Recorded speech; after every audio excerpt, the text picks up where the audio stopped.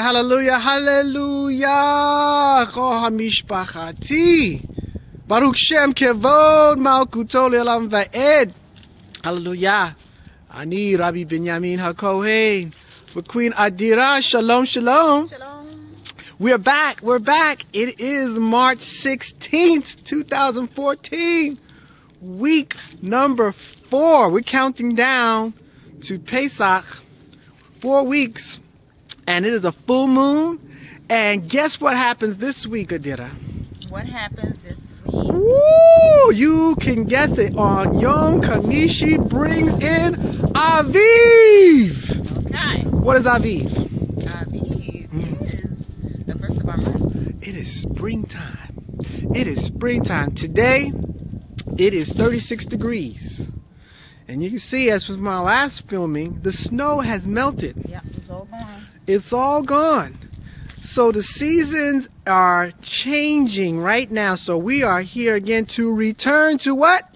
Return to the land. Hallelujah. Come with us. So we got some great information. Hopefully you all did your homework assignments, which was? Take an assessment of your area, your patio, your garden, your porch, your deck.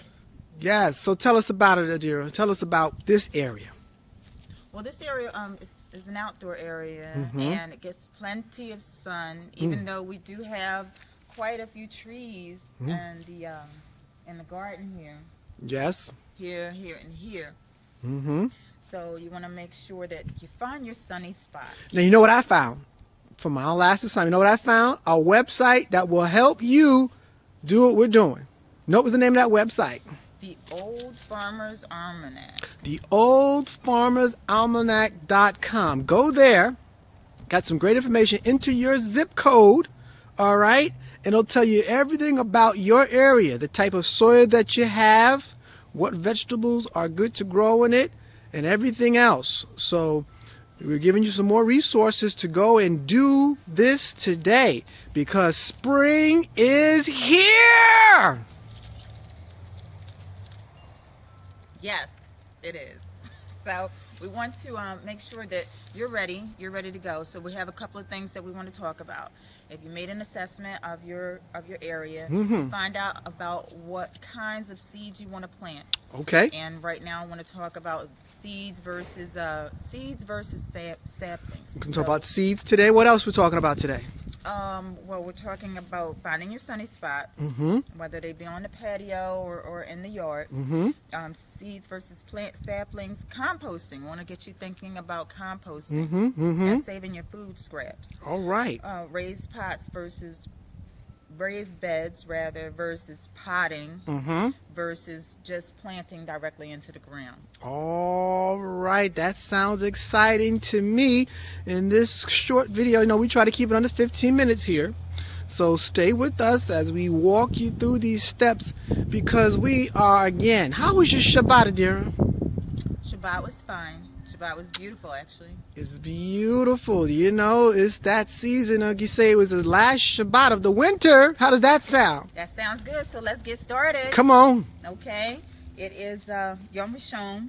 So we want to start out by having you take a look at some seeds. When you look for your seeds, you can get your seeds from any hardware store, gardening shop. Okay, these I picked up from Ace Hardware, Home Depot, and we have several garden shops around. But I wanted to be specific because I was looking for a particular type of seed.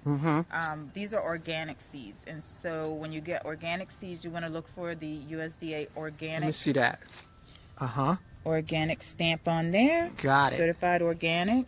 Okay, now what seed was that? Or you want to look for untreated seeds. So you turn it on the back of your little seed pack and you look there at the bottom, you can see untreated seed. I see that. Okay, beautiful. So you do that and you make sure of the quality of your seed. So it's not treated and it's non-GMO. This is also another type that you can get. This is organic certified stamp right here at the top on the front. Okay. So those are the types of things that you want to look Now, for what seeds you got there? to make sure about the quality of food that you're eating. This is watermelon, bell pepper, and lettuce. Okay. So, you want to pick your seeds and pick your food according to the types of foods that your body needs. All right. And this is one of the primary books that I use, Foods That Heal. Ah. Okay, and that's by Dr. Bernard Jensen. Okay. Okay. You can take a look through that, and it'll tell you all about the history of the food, whatever vegetable or fruit that you might be eating. Okay. It'll also tell you the nutritional components of that food. So if you need more iron in your system, Okay. it'll tell you how much iron it has and different things like that. Calcium, you know, for women, that's really, really important. Okay. So different Awesome. things like this is good to have in your library. Now let me just say a word to our people as well. You know, you can fill me a little bit as we're talking. Okay. Again, stay focused. What are we doing here? What are we doing? We're returning to the land for many different purposes. One is chiefly for our health, but also what we hope to do with these videos and to inspire you. Particularly, I'm talking to the Anashim, Achim, my brothers, and Anashim, little women, and my sisters, Akoyim. Please, you know, take this time. Passover's coming. We want this year to be different for you and your family. This is one way to do that. What we're showing you here is how to do these small steps, okay? Small steps, not, you know, too much at one time, but to show you how to reconnect with the land. Breathe the air. We did an assessment. You look at this, is not a very big area. This area is about, I'd say, 40 by 20. 40 feet by 20 feet, okay? This is going to be our sanctuary, if you will, where we commune and connect back with the Creator who has given us something. This is something you can do. Can they do it or do? They can do it. You can do it. So we're going to work with you. So I want you to stay focused with that. You know, that this is something that not only will help you with your health, but help you connect and grow closer back to the Creator in heaven and earth. Hallelujah. All right, so I want to jump that in there.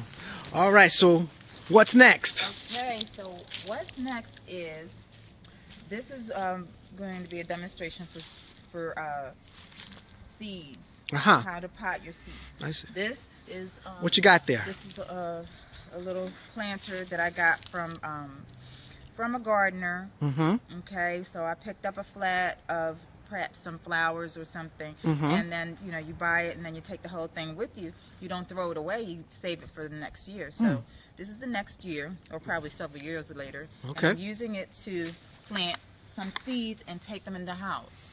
Okay, so this is used to start indoors, the Yes. seeding. Okay. And then we picked this up today. This is organic and natural I like that. seed starter dirt. So By Jiffy. the seed starter dirt. Yep, and it was only $4. Wow, $4? Amazing. So the seed starter dirt is really important because plant mix, because it's lighter.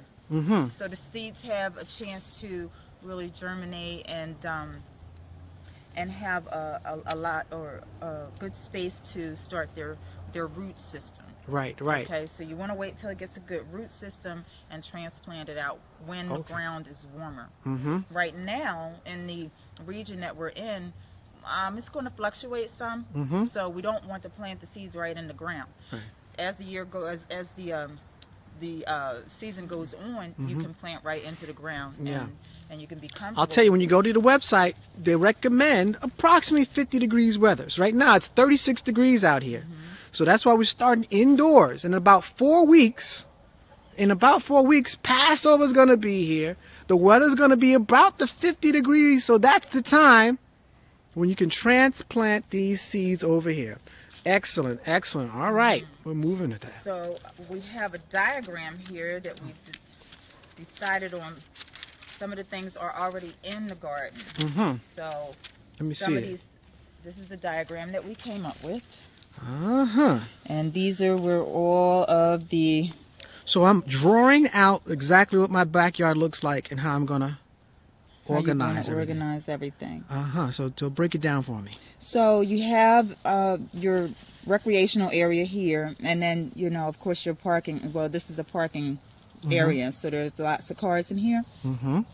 But here you have cayenne pepper, tarragon, spearmint, and jasmine. Okay, a lot of this was already here, so it'll come up all by itself. In this row here, we're going to plant tomato, basil. We're going to have the lettuce seeds in there, more basil. Kale, love kale. Bell pepper, sage and scallion is already in the ground. Okay, and then coming around this area of the garden in the back, coming around that area and up here. Around the fence, okay. You're going to have oregano, thyme, collard greens, more basil, okra, flowers. Okra? The wildflowers are already there. Yes! Wine berries are growing already, and lemon balm. Okay? And so here you'll have your spearmint and your rosemary. Wonderful. And that's what's in these pots over here, spearmint and rosemary. So they'll come back, and we'll just move the pots over to the other side of the garden. All right. And here, just a table and chairs.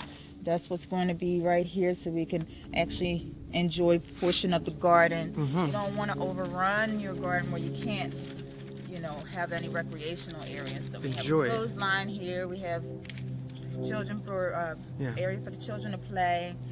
And so that's a very important point when you talk about recreation and having, you know, a space. You know, we're returning to the land, and recognize this.